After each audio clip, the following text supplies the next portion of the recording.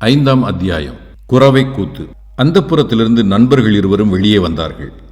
உள்ளே இருந்து ஒரு பெண் குரல், கந்தன்மாரா கந்தன்மாரா என்று அழைத்தது.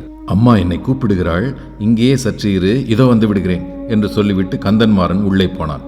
பெண்களின் குரல்கள் பல சேர்ந்தாற்போல் அடுத்தடுத்து கேள்விகள் கேட்டதும் கந்தன்மாறன் தட்டு தடுமாறி மறுமொழி கூறியதும் வந்தியத்தேவன் காதில் விழுந்தது. பின்னர் அந்த பெண்கள் கலகலவென்று சிரித்த ஒளியும் உள்ளே இருந்து வந்தது. தன்னை பற்றித்தான் அவ்விதம் அவர்கள் கேலி செய்து சிரிக்கிறார்களோ என்ற எண்ணம் வந்தியத்தேவனுக்கு வெட்கத்தையும் கோபத்தையும் உண்டாக்கியது.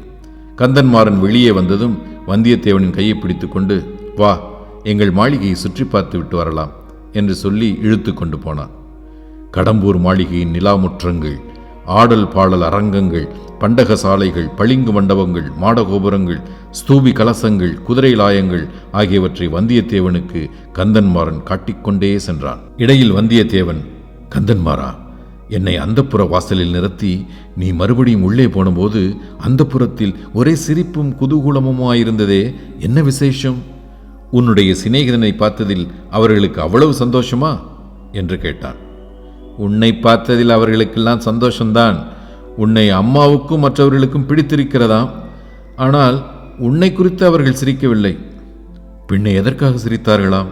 பழுவேட்டரையர் இருக்கிறார் அல்லவா, இத்தனை வயதுக்கு பிறகு அவர் புதிதாக ஒரு இளம் பெண்ணை கல்யாணம் செய்து கொண்டிருக்கிறார்.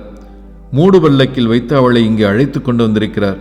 ஆனால் அந்தப்புறத்துக்கு அவளை அனுப்பாமல் அவருடைய விடுதியிலேயே அடைத்து பூட்டி வைத்திருக்கிறாராம். அந்த பெண்ணை பலகனி வழியாக எட்டி பார்த்து விட்டு வந்த ஒரு தாதி பெண் அவள் அழகை வர்ணித்தாளாம். அதை குறித்துத்தான் சிரிப்பு. அவள் சிங்கள பெண்ணோ, கலிங்கத்து பெண்ணோ அல்லது சேரநாட்டு பெண்ணோ என்று சர்ச்சை செய்கிறார்கள். பழுவேட்டரையரின் முன்னோர்கள் சேரநாட்டிலிருந்து தமிழகத்துக்கு வந்தவர்கள் என்று உனக்கு தெரியும் அல்லவா? கேள்விப்பட்டிருக்கிறேன். ஏன், நீதான் முன்னொரு தடவை சொல்லியிருக்கிறாய். இருக்கட்டும் கந்தன்மாரா, பழுவேட்டரையர் இந்த மர்ம சுந்தரியான மங்கையை மணந்து எத்தனை காலமாகிறது? 3 ஆண்டுக்குள்ளேதான் இருக்கும். மனம் செய்து கொண்டதிலிருந்து அவளை தனியாக சிறிது நேரம் கூட அவர் விட்டு வைப்பதில்லையாம். எங்கே போனாலும் கூட பல்லக்கில் ஆசை நாகியையும் அழைத்து போகிறார். இதை குறித்து நாடெங்கும் கொஞ்சம் பரிகாச பேச்சு நடந்து வருகிறது. வந்தியத்தேவா, ஒரு பிராயத்தை தாண்டியவர்களுக்கு இந்த மாதிரி ஸ்திரீ சபலம் ஏற்பட்டால் எல்லோருக்கும் சிறிது இலக்காரமாகத்தானே இருக்கும். காரணம் அது ஒன்றுமில்லை. உண்மை காரணத்தை நான் சொல்லட்டுமா கந்தன்மாரா?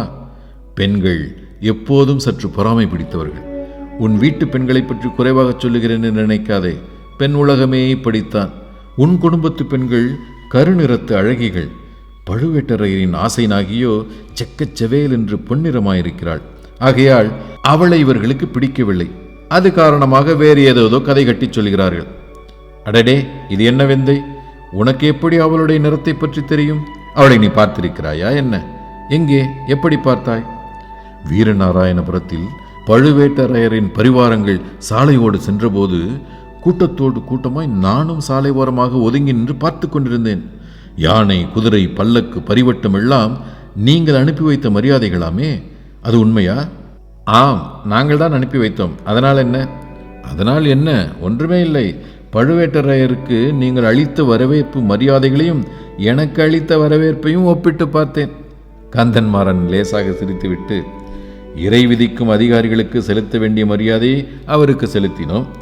சுத்த வீரனுக்கு அளிக்க வேண்டிய வரவேற்பை உனக்கு அளித்தோம். ஒரு காலத்தில் முருகன் அருளால் நீ இந்த வீட்டுக்கு மருமக பிள்ளையானால் தக்கவாறு மாப்பிள்ளை மரியாதை செய்து வரவேற்போம் என்றான். பிறகு வேறு என்னமோ சொல்ல வந்தாய், அதற்குள் பேச்சு மாறிவிட்டது. ஆம், பழுவேட்டரையருடைய ஆசை நாயகி நல்ல சிவப்பு நிறம் என்று சொன்னாயே, அது எப்படி உனக்கு தெரிந்தது என்றான். கடம்பூர் மாளிகையின் கரிய பெரிய மத்தகஜத்தின் மீது பழுவேட்டரையர் எருமைக்கடா மீது யமதர்மன் வருவது போல் வந்து கொண்டிருந்தார். என்னுடைய ஞாபகமெல்லாம் அவர் மேலேதான் இருந்தது. ஒரு காலத்தில் அவரைப் போல் நானும் ஆக வேண்டும் என்று மனோராஜ்யம் செய்து கொண்டிருக்கையில் அடுத்தாற் போல் ஒரு மூடு பல்லக்கு வந்தது. மூடு பல்லக்கில் யார் வரக்கூடும் என்று நான் யோசித்துக் கொண்டிருந்த போதே பல்லக்கின் திரையை உள்ளிருந்து ஒரு கை சிறிது விலக்கியது. விலக்கிய திரை வழியாக ஒரு முகமும் தெரிந்தது. கையும் முகமும் நல்ல பொன்னிறமாயிருந்தன.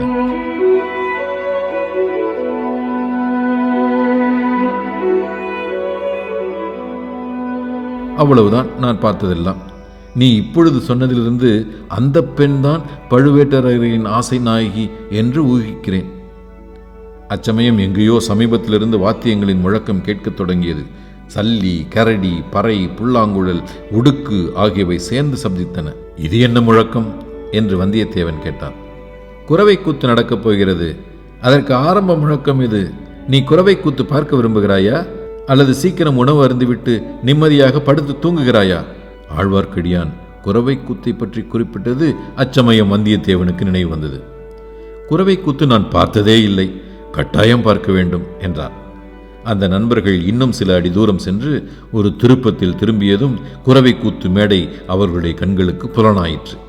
மேடைக்கு முன்னால் சபை கூடவும் தொடங்கிவிட்டது. சுற்றிலும் அரண்மனை சுவரும் கோட்டை கொத்தளங்களின் மதிலும் சூழ்ந்த இடத்தில் வெண்மணல் விரித்த விசாலமான முற்றத்தில் குரவை கூத்து மேடை அமைக்கப்பட்டிருந்தது. மேடையில் கோழியைப் போலும் மயிலைப் போலும் அன்னத்தைப் போலும் சித்திரங்கள் போட்டு அலங்கரித்திருந்தார்கள். செந்நெல்லை வறுத்த வெள்ளிய பொறிகள், மஞ்சள் கலந்த தினை அரிசிகள், பல நிற மலர்கள், குன்றிமணிகள் முதலியவற்றினாலும் அந்த மேடையை அழகுபடுத்தியிருந்தார்கள். குத்து விளக்குகளுடன் தீவத்திகளும் சேர்ந்து எரிந்து இருளை விரட்ட முயன்றன. ஆனால் நறுமண அகில் புகையுடன் தீவத்தி புகையும் சேர்ந்து மூடுபனியைப் போல் பரவி தீபங்களின் ஒளியை மங்கச் செய்தன. மேடைக்கு எதிரிலும் பக்கங்களிலும் வாத்தியக்காரர்கள் உட்கார்ந்து அவரவர்களுடைய வாத்தியங்களை ஆவேசமாக முழக்கினார்கள். மலர்மணம், அகிழ்மணம், வாத்திய முழக்கம் எல்லாம் சேர்ந்து வந்தியத்தேவனுடைய தலை சுற்றும்படி செய்தன.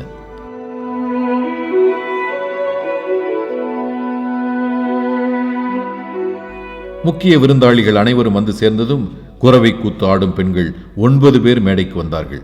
ஆட்டத்திற்கு தகுந்தவாறு உடம்பை இறுக்கி ஆடை அணிந்து உடம்போடு ஒட்டிய ஆபரணங்களை பூண்டு கால்களில் சிலம்பு அணிந்து கண்ணி, கடம்பம், காந்தல், குறிஞ்சி, செவ்வளரி ஆகிய முருகனுக்கு உகந்த மலர்களை அவர்கள் சூடியிருந்தார்கள். மேற்கூறிய மலர்களினால் கதம்பமாக தொடுத்த ஒரு நீண்ட மலர் மாலையினால் ஒருவரை ஒருவர் பிணைத்து கொண்டவாறு அவர்கள் மேடையில் வந்து நின்றார்கள். சிலர் கைகளில் சந்தன மரத்தினால் செய்து வர்ணம் கொடுத்த அழகிய பச்சை கிளிகளை லாவகமாக ஏந்தி கொண்டிருந்தார்கள். சபையோருக்கு வணக்கம் செய்துவிட்டு பாடவும் ஆடவும் தொடங்கினார்கள். முருகனுடைய புகழை கூறும் பாடல்களை பாடினார்கள். முருகனுடைய வீரச் செயல்களை பாடினார்கள். சூரபத்மன், கஜமுகன் முதலிய அசுர கணங்களை கொன்று கடல் நீரை வற்றச் செய்த வெற்றிவேலின் தரத்தை பாடினார்கள். தேவலோகத்து கன்னியர் பலர் முருகனை மணந்து கொள்ள தவம் கடந்து வருகையில் அந்த சிவக்குமாரன் மண்ணுலகில் தமிழகத்துக்கு வந்து காட்டில் திணைப்பணம் காத்து நின்ற மலைக்குறவர் மகளை மணந்து கொண்ட கருணை தரத்தை கொண்டாடினார்கள். இத்தகைய பாடலும் ஆடலும் பறை ஒளியும் குழல் ஒளியுமாக சேர்ந்து பார்த்திருந்தவர்களை எல்லாம் வெறிகொள்ளச் செய்தன. பசியும் பிணியும் பகையும் அழிக, மழையும் வளமும் தனமும் பெருக என்ற வாழ்த்துக்களுடன் குரவை கூத்து முடிந்தது. பெண்கள் மேடையிலிருந்து இறங்கிச் சென்றார்கள்.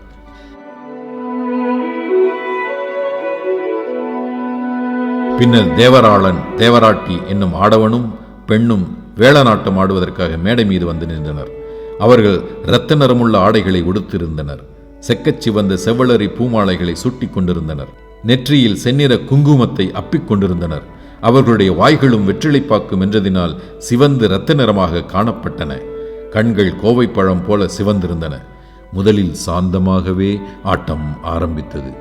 தனித்தனியாகவும் கைகளை கொத்து கொண்டு ஆடினார்கள். நேரமாக ஆக ஆட்டத்தில் வெறி மிகுந்தது. மேடையிலே ஒரு பக்கத்தில் சாத்தியிருந்த வேலை தேவராட்டி கையில் எடுத்துக்கொண்டாள். தேவராளன் அதை அவள் கையிலிருந்து பிடுங்க முயன்றான். தேவராட்டி தடை செய்தாள். இறுதியில் தேவராளன் மேடை அதிரும்படியாக ஒரு பெரிய குதி குதித்து தேவராட்டி கையிலிருந்து வேலையை பிடுங்கிக் கொண்டான்.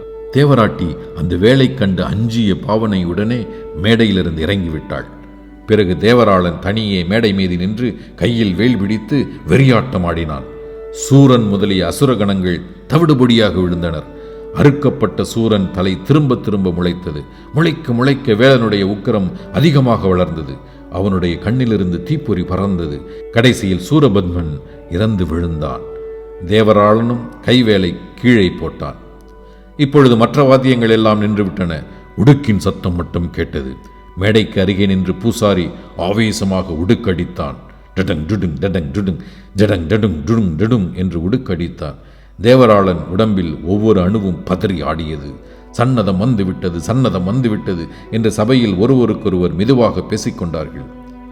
சிறிது நேரத்துக்கெல்லாம் பூசாரி ஆவேசம் வந்து ஆடிய தேவராளனை பார்த்து, வேளா, முருகா, தேவசேனாதிபதி கந்தா, சூரசம்ஹாரா, அடியார்களுக்கு அருள்வாக்கு சொல்ல வேண்டும் என்று வேண்டிக் கொண்டான். கேளடா, சொல்கிறேன், என்ன வேண்டுமோ கேள் என்று சன்னதம் வந்தவன் கூவினான். மழை பொழியுமா, வெள்ளம் பெருகுமா, நாடு செழிக்குமா, நினைத்த காரியம் கைகூடுமா என்று பூசாரி கேட்டான். மழை பொழியும், வெள்ளம் பெருகும், நாடு செழிக்கும், நினைத்த காரியம் கைகூடும். ஆனால் என் அன்னைக்கு நீங்கள் பூசை போடவில்லை. துர்கை பலி கேட்கிறாள், பத்திரகாளி பலி கேட்கிறாள், மகிடாசுரனை வதைத்த சண்டிகேஸ்வரி பலி கேட்கிறாள் என்று சன்னதக்காரன் ஆவேசத்துடன் ஆடிக்கொண்டே அலறினான். என்ன பலி வேண்டும் என்று பூசாரி கேட்டான். கேட்டால் கொடுப்பீர்களா என்றான் வெறியாடியவன். கொடுப்போம், கொடுப்போம், கட்டாயம் கொடுப்போம் என்றான் பூசாரி. மன்னர் குலத்து ரத்தம் கேட்கிறாள், ஆயிரங்கால அரசர் குலத்து ரத்தம் கேட்கிறாள் என்று வெறிபாடியவன் கோர பயங்கர குரலில் கூறினான். மேடைக்கு முன்னால் வீற்றிருந்த பழுவேட்டரையர், சம்புவரையர், மழவரையர் முதலிய பிரமுகர்கள் ஒருவருடைய முகத்தை ஒருவர் நோக்கினார்கள். அவர்களுடைய செக்கச்சிவந்த வெறிகொண்ட கண்கள் சங்கேதமாக பேசிக்கொண்டன. சம்புவரையர் பூசாரியை பார்த்து தலையை அசைத்து சமைச்சை செய்தார். பூசாரி உடுக்கு அடிப்பதை நிறுத்தினான். வெறியாட்டமாடிய தேவராளன் அடியற்ற மரம் போல் மேடை மீது விழுந்தான். தேவராட்டி ஓடி வந்து அவனை தூக்கி எடுத்து கொண்டு போனாள். சபை மௌனமாக கலைந்தது.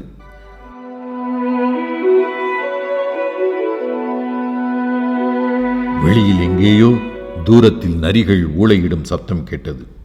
இத்தனை நேரம் பார்த்து கேட்டவற்றினால் பரபரப்புக்கு உள்ளாகியிருந்த வந்தியத்தேவன் நரிகள் ஊளையிடும் சத்தம் வந்த திசையை நோக்கினான். அங்கே அம்மாளிகையின் வெளிமதிலின் சுவரின் மீது ஒரு தலை தெரிந்தது. அது ஆழ்வார்க்கடியானுடைய தலைதான். ஒரு கணம் வந்தியத்தேவன் ஒரு பயங்கர உணர்ச்சிக்கு உள்ளானான். ஆழ்வார்க்கடியானுடைய தலையை வெட்டி அந்த மதின் மேல் வைத்திருந்தது போன்ற பிரமை உண்டாயிற்று. கண்ணிமைகளை மூடி திறந்து பார்த்தபோது அந்த தலையை அங்கே காணவில்லை. அத்தகைய வீண் சித்தப்பிரமைக்கு தான் உள்ளானது குறித்து வெட்கமடைந்தான்.